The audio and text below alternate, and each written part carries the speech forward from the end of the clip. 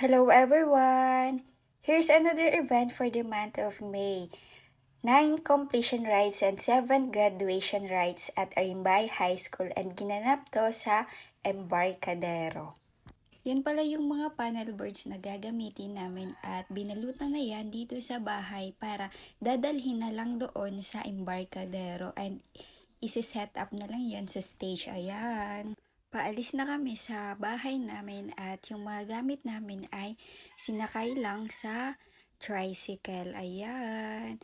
Medyo malapit lang yung Embarcadero sa amin, mga 30 minutes or di nga 30 minutes yung biyahe, and finally nakarating na kami sa Embarcadero.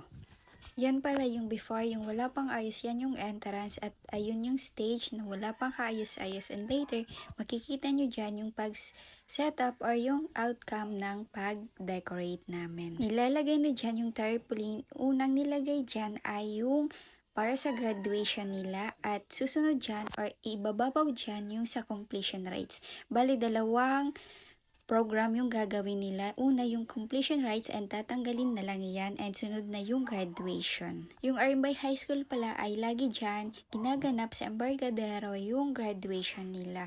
Pero yung recognition, yung last day na inayusan namin ay sa mismong covered court nila sa school nila. Sinet up na pala dyan yung mga panel boards at naglalagay na rin ng salago, at yung mga flowers ay tinutusok na dyan sa mga salago na nakalagay na sa panel board.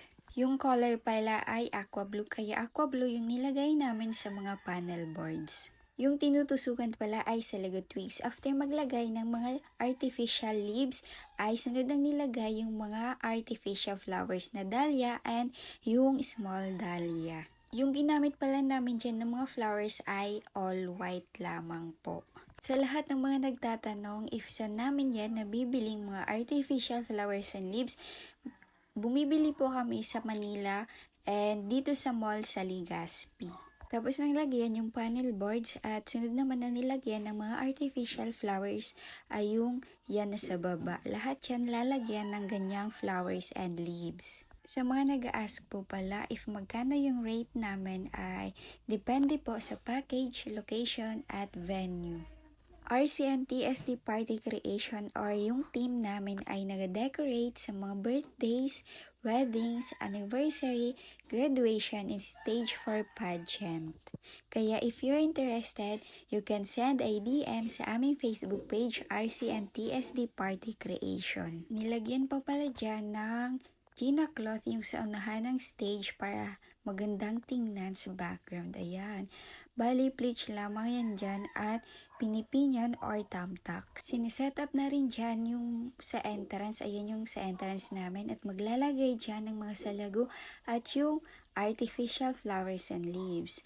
Ayan, at nilalagay na dyan yung dahlia na white, and sabi ko nga all white yung ginamit namin na artificial flowers, and nilagyan na rin dyan ng artificial leaves. After ng ilang pag-aayos, ayan na yung outcome ng inayusan namin. Yan yung entrance at ayan din yung mga tables na in-skirtingan namin na paglalagyan daw ng projector, at ayan pa yung isa na nasa unahan na lalagyan ng mga certificates at medal. Ayan na rin yung stage na meron ng design.